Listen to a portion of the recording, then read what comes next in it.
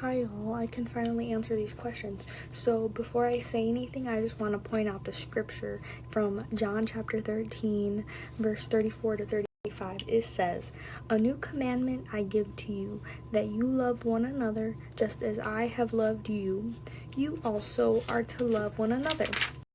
By this, all people will know that you are my disciples, if you have love for one another."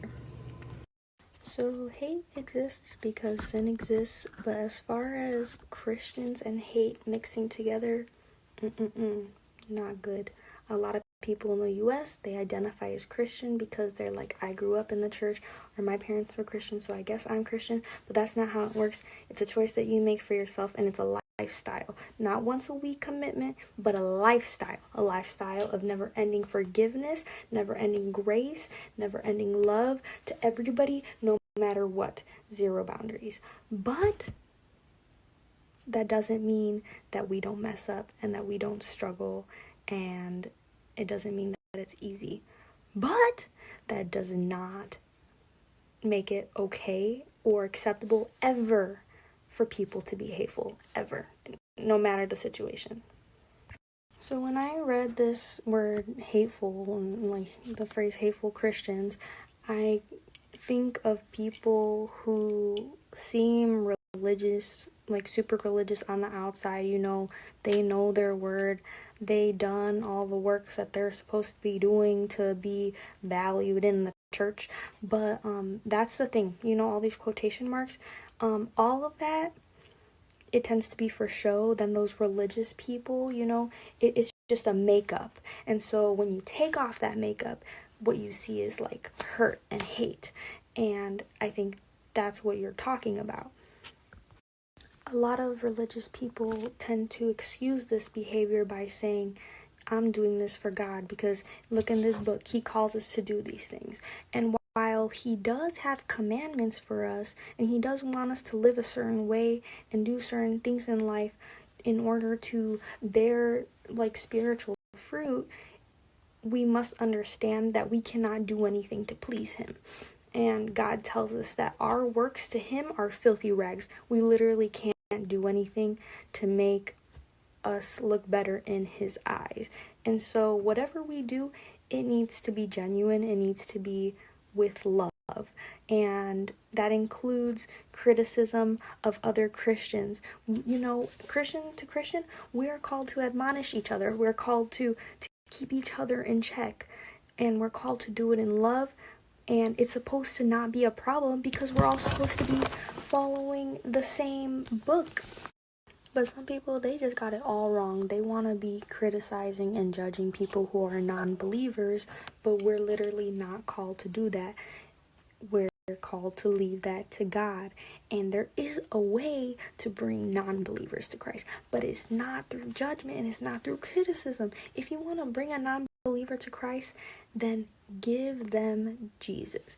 Give them the love of Jesus. Treat them the way that Jesus would have treated them. Everything that I said in that beginning, that love, that support, that forgiveness to the fullest. If you want to bring them to Christ, do that. Do that until you can't no more. And when you think you can't no more, do it some more. Now this next scripture that I'm going to read to you is going to tell us to get rid of pride and stop judging others. Stop putting ourselves above them. Stop thinking that we're better. It's in Matthew chapter 7, starting on verse 3. This is Jesus talking. He's preaching to the people, okay? Okay, right here it says, "Why do you see the speck that is in your brother's eye, but do not notice the log that is in your own eye? Or how can you say to your brother, 'Let me take the speck out of your eye,' when there is a log in your own eye? You hypocrite, first take the log out of your own eye, then you will see clearly to take the speck out of your brother's eye." So there you have it. Too many. I